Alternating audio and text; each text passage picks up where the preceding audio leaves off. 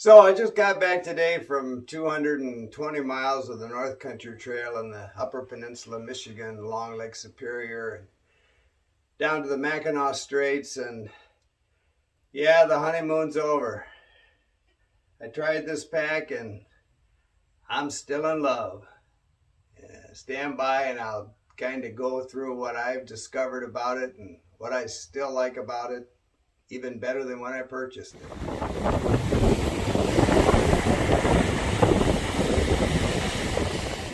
Let's start out by talking about the material. I mean, one of the reasons I bought this pack was I wanted to try Ultra 200. I've read so much about it, and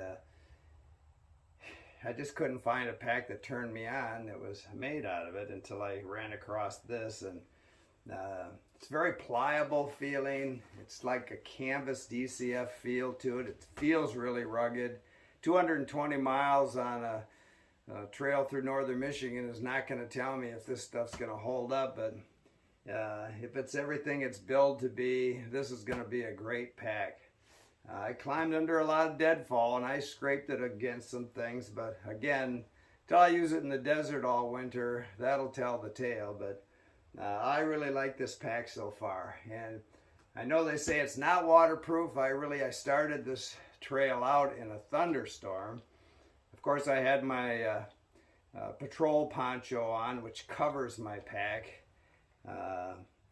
But I also took my umbrella with me at the last minute. I wasn't going to because I thought, well, this trail is going to be like a tunnel of trees. But as it turned out, I wore it all the time. On the PCT, they call me Umbrella Man. So that tells you something about how much I wear this thing. And sun, rain, it's a great addition, and I'm glad it fits in with my tent where I always kept it. And also I added these hydration clips that I had on all my other packs, and I wondered how that was going to work out, but it worked out fine. One of them had to go underneath the bottle holder, in my case the phone holder, and I wondered if it'd still work with the phone in it, and it does just fine, because when I'm in I haven't decided exactly what all these pockets are going to be for, but when I'm in grizzly country, I know I'll have bear spray over here. That looks like a perfect place for it. So I wanted to be able to make sure I could get my umbrella onto these clips even with a phone in it, and it worked fine. So this will be a little different review. I mean, if you want to know all the bells and whistles on this pack, you can listen to Durston. He shows that very well. Sold me. But anyway, I just want you to know how I used it, how it performed, and you know, as just a comfortable fit right from the get-go. You know, I've never had a pack that didn't have some kind of a cushion here, but I didn't have any perspiration problems. I mean, my back always sweats no matter what's there. It was just never an issue. One thing, when my wife picked me up on the other side of the Mackinac Bridge, I gave her the opportunity to give it the stink test, because half the time she won't let me in the car. And because this stuff is kind of waterproof, I figure it's probably stink proof too, and she did say it smelled a lot better.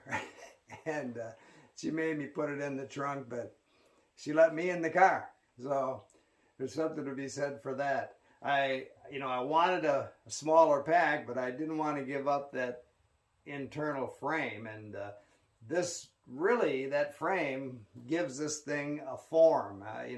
Maybe that's not important to a lot of people, but I just like the shape of the darn thing.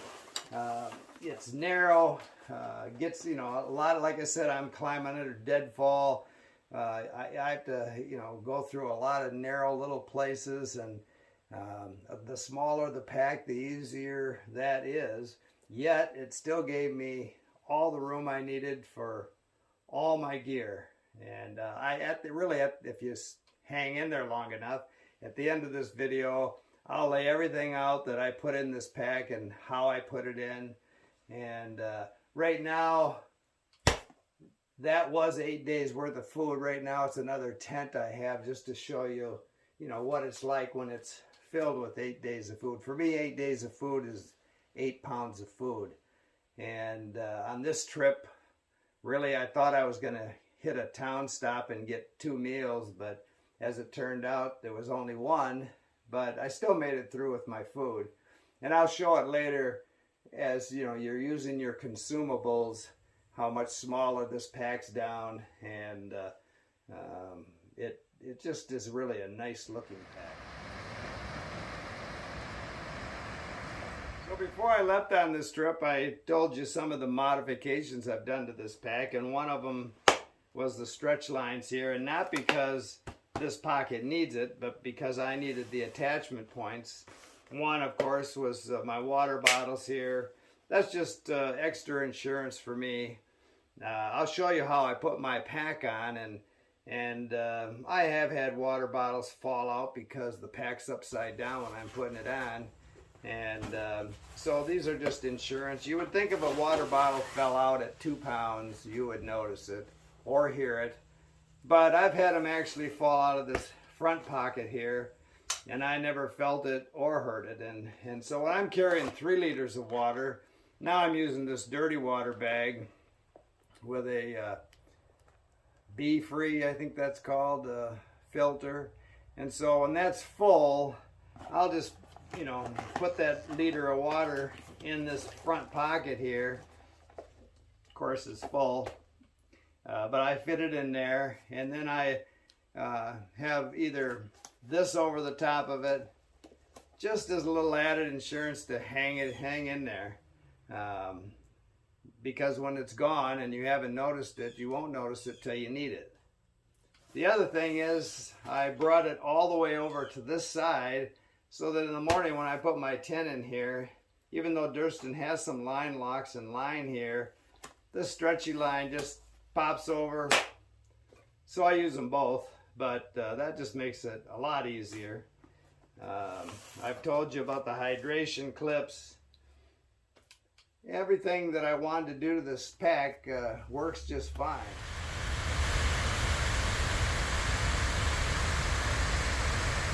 So people have asked me about the pockets in this thing. I think the pockets are as big as my last circuit pack. I mean, I carry everything I carried in those pockets, and now that I'm really losing gear, I'm not even sure what I'm going to carry in these pockets. I really haven't completely filled them. On this trip I carried a hat, so my lighted hat I carried in there, but usually that just go in my night clothing bag because I'm going to use it at night.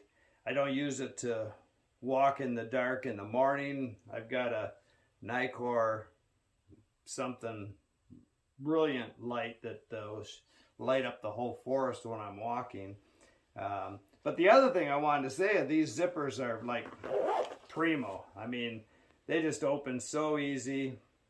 I had no problem with them. I was actually very impressed with them. And this little pocket over here that, you know, in Durston's presentation, he puts his hat in there. Well, you know, I have pretty much filled this whole thing up with tent and umbrella. You know, I don't expect it to hold a subcompact car, but the perfect use for me for this was my little baggie full of ID, money, credit cards. You know, my other pack had an inside pocket, which I thought I was going to miss, but actually when you go into a restaurant or something, I'd have to, you know, start digging my pack apart, and they're already giving you the stink eye because you brought your gear in the restaurant. And I'd have to dig my money out of that little inside pocket, whereas now I just go, boom.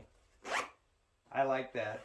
And also the inside pocket I don't miss. I've actually gone to another little recycled bottle that I carry extra glasses in. I find that in that soft mesh pocket that was in my old pack, I only had to dig out those emergency glasses once when I slid down 1,000 feet of Apache Pass, which is becoming kind of famous outside of Idlewild the PCT, and I did a face plant, and unlike a couple of people already, I survived, but my glasses didn't.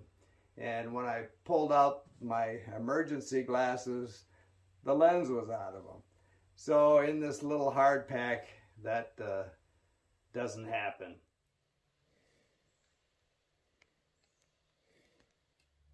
The upper strap, basically all I'm carrying now is my sit pad. I did have a kid in Pictured Rocks National Lakeshore, which is where my section of the North Country Trail started this trip, asked me if that was he said, "Is that your sleeping pad? Is that your only sleeping pad?" And I told him no. I said, "I carry a waterbed to sleep on." Well, I have to be careful what I said because I think he believed me. What I meant was my uber light pad is as comfortable as sleeping on a waterbed.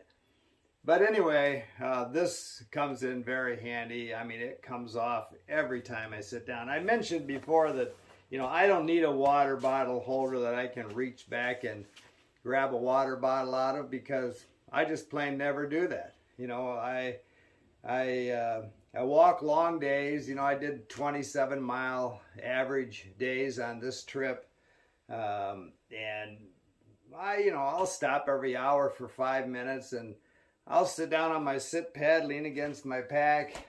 I usually get my food bag out. I just don't ever drink on the run. That's why I've never carried bottles up here, you know. So for each his own, whatever your method is. But for me, getting in and out of this pack is so simple. You know, you unclip it here, you unroll it. My food bag is right on top. Boom, it comes out. I get everything I need. I eat, I drink, I do whatever, and back in it goes. Now the other thing is, you know, this thing still goes up a ways from where my food bag ends here.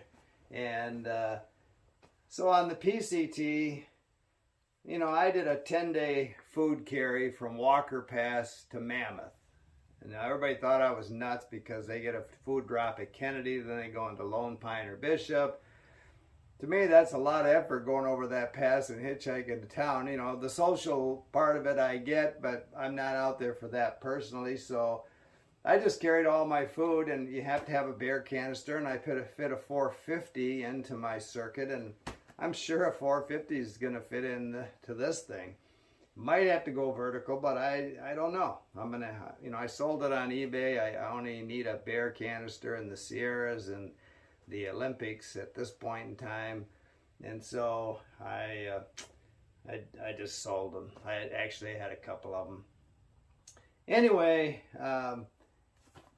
there's plenty of room up here for even adding more if you wanted to, but you know, again, I'm losing gear. I'm not gaining gear. The other thing I use this for is rain gear. So, you know, my poncho is like a sauna, you know, on humid days like I just had. You know, it was wet, it was rain, but I had, you know, very high humidity. And so a lot of times the weather can't make up its mind if it's going to rain or not rain. And, you know, that's the nice thing about the umbrella too. You know, unless it gets really bad, the umbrella is going to take care of it all. You can just put your chaps on. But I just keep my rain gear right out here, and so I can drop my pack and throw it on in 30 seconds. And if I walk and it starts just sprinkling again, boom, comes off and goes back up there. Or I just throw it over my shoulder and let it hang over the back of this pack. So there's lots of different options, but this pack allows all of those things. All these straps on here worked perfect for me. The only problem I had with a strap, and this is not a pack design problem, this is my personal problem. So I'm blind in my right eye, and so this little strap Durston had over here, and the long strap on this side, but they come right off. They're just a little clip here, and they're adjustable, so I just popped them off and replaced them from side to side, because Now I can look down with my good left eye and see that clip and buckle it. I'm sure muscle memory will take over after a while. I could have left it that way. You probably don't have to look at it every time, but they're just new buckles for me, and so just so easy. I switched them around and solved that problem. I think this is a great idea how he's got them clipped on there.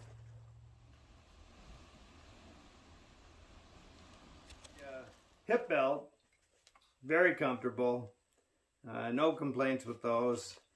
The operation here, how they tighten, how they loosen, how they buckle, nothing new for me. That's how my circuits are built, how they work. I'm glad this pack had that same operation. I like it just the way it is.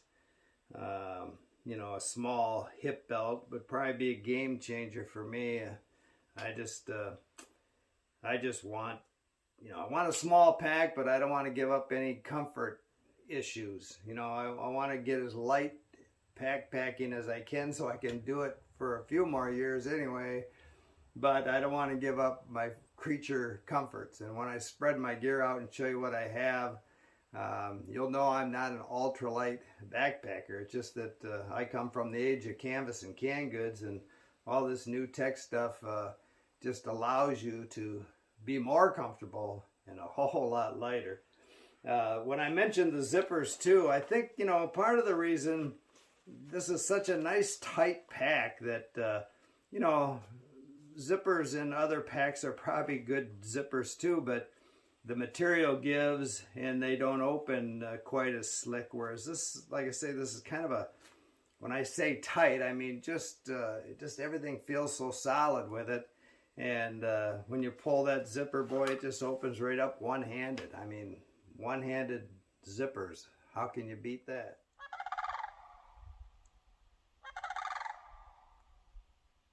So another thing I failed to mention, I think earlier when I was talking about these elastic straps I put on here, this is also my sock clothesline. So every day I've got 2 pairs of socks drying right here, hanging down over this mesh pocket.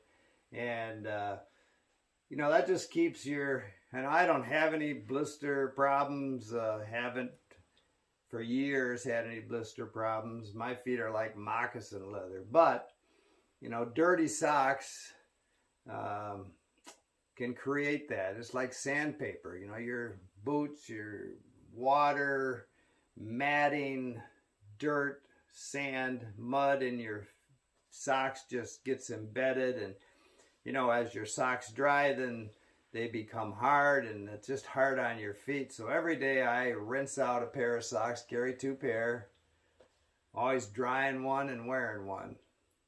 And usually they're both wet. But anyway, this is a perfect addition for that, and another reason I added it.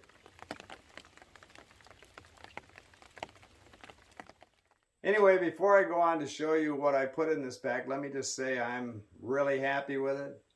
I have no complaints. You know, if I did a pro and con thing, there wouldn't be any cons because I haven't found any cons yet. It's done everything that Durston says it will do, and we just have to wait to see how this material holds up. But at this point, I'm very confident. So keep smiling.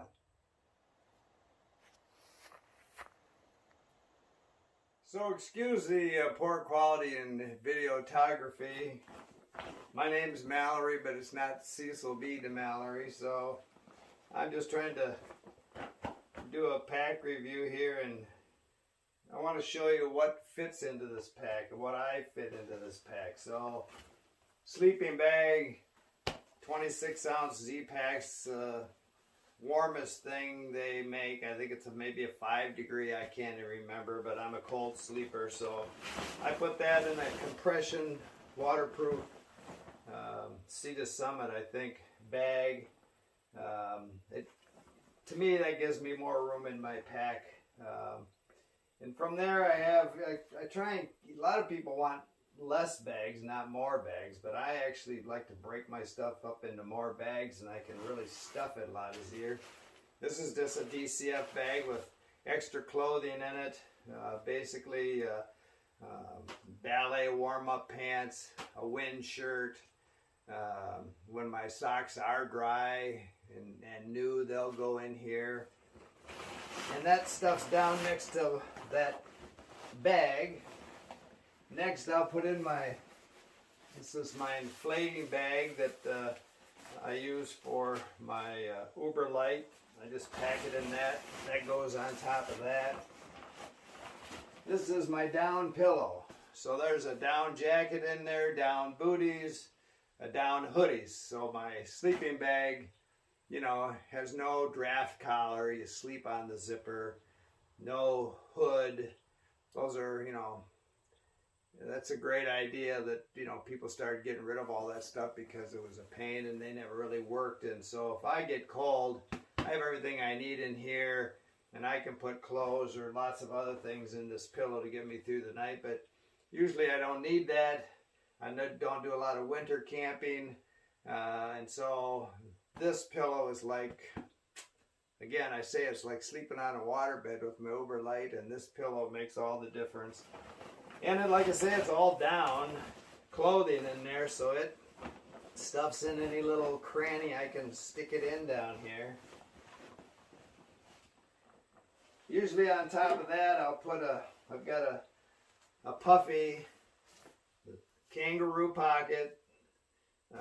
Keep my electronics in there, my, you know, block to recharge my phones, just keep everything dry, and that goes in my bag at night if I'm not wearing it. Keep my batteries warm. I usually put that in next. Then I carry 2 Ziploc jars, and when I start out on a trip, you know, one of them will be full of honey stingers. The other one will maybe have my breakfast mixes in it. So I use them for food storage also. And they go in next. And then right in the middle of that, it's just a Tokes 550 pot and a little homemade alcohol stove. Again, I carry the fuel in my poles. And I'm not even sure I'm going to carry that anymore. I'm getting to be now eating so many tortilla wraps. Now, tortillas are heavy, but boy, it sure is easy. And boy, I can make some really good wraps out of those things. These are not frog togs, but I like that, you know, I keep all my little cases things come in. I've had frog togs before, but this is a patrol poncho and chaps that I keep in there. And there, you know, it's not the lightest. I've used all kinds of ponchos, and I'll do other videos about all this gear separately, but I've always been a poncho person, but now this patrol poncho actually has arms, and so it's so easy to throw on. I've had Z-Pack, I've had Sea to Summit, these really super lightweight. In a windstorm, it's like wrestling with a snake trying to get it on. This just the poncho itself weighs like 13, 14 ounces, but goes on in a snap, protects my whole pack. That's kind of the newest thing I'm after. So on top of that would go my food bag. You know, again, that's not 8 pounds, but that's about what 8 pounds of food looks like. There's a tent in there right now, and that I just put on top here. This rolls down real nicely. And when I had 8 pounds of food in it, I could get 2 or 3 wraps out of this, just like I'm getting right now. Somebody asked me about whether that 24 pounds I said in the last video included water. Probably it included maybe a half a liter. Like on this trip, I'm walking next to Lake Superior, biggest freshwater lake on the planet, so I don't carry a lot of water. But in the desert, I'll carry, you know, which will make my pack more than the 24 pounds. I'll carry 3 liters, one back here in the dirty water, and sometimes that's not even enough. So in this back pocket, I have first aid stuff. I stuff that in there. Usually a bear rope. I didn't take one on this trip, but usually I'll have a bear hanging rope. Showa gloves go in here. This is my filter. Water, you know, it's a liter. I can carry another liter of water in there and the filter. Pee bottle, so I don't have to get out of my tent at night. Just have to take care of a urine sample every morning. Just a cloth for condensation if I have a condensation issue. And this I carried in here this trip. Again, that was new because I didn't have that inside pocket. This has glasses in it, and because I just grabbed this at the last minute, it was kind of large. So I put a bunch of other items in here, mostly first aid items and things, but that'll get reduced down shortly. But that fit in here nice. You know, again, this pocket fit everything I needed to fit into it. Nothing ever fell out. Wet ones, I carry a packet of those. Again, consumable, so you lose that weight. Front pockets, you know, I'm not positive exactly what I'm going to carry in these things yet, but on this trip I carried a Nicor, an inReach, a buff. Just wrap those in this pocket. Never protected these things. Usually I put them in a baggie or something, but I had, you know, 3 days of rain and everything stayed dry in these pockets. But it's good to keep things in baggies in case you're doing a lot of river crossings, creek crossings, and you fall in, you're going to get things wet. A lighter, chapstick. You know, in my poles I'm carrying bug repellent, I'm carrying olive oil, I'm carrying fuel for my stove. But, you know, there would be places for all that if I didn't have these pockets and different places for things. My lighted hat, I carried in this pocket on this trip, but that's probably not going to stay there. I don't even use it during the day, so I just stuck it in there because I'm just getting used to this pack and where things are going to go. But the deal breaker for me was whether my tent would fit into this pocket. And it does very well. It's perfect. Again, this is such a nice tight pack that it just slips right in there so easy. And then again, I left Durston's tie out on there, and I just added my own elastics. My umbrella goes right in there. This goes over the top.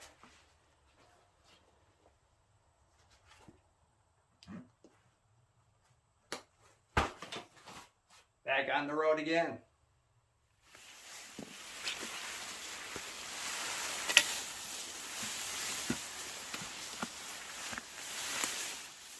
This is what a national scenic trail looks like after it's been clear cut. They did leave trail marker trees so far standing, so I've found my way through. But in 2001, when I did the Great Divide Trail in Canada, I'd come to 50,000 acre clear cuts, and the only way I found my way through back in those days, I didn't have gut hook back then. Dustin Lynx had put a book out, and he would give you grid coordinates of where the trail started at the other side of that clear cut.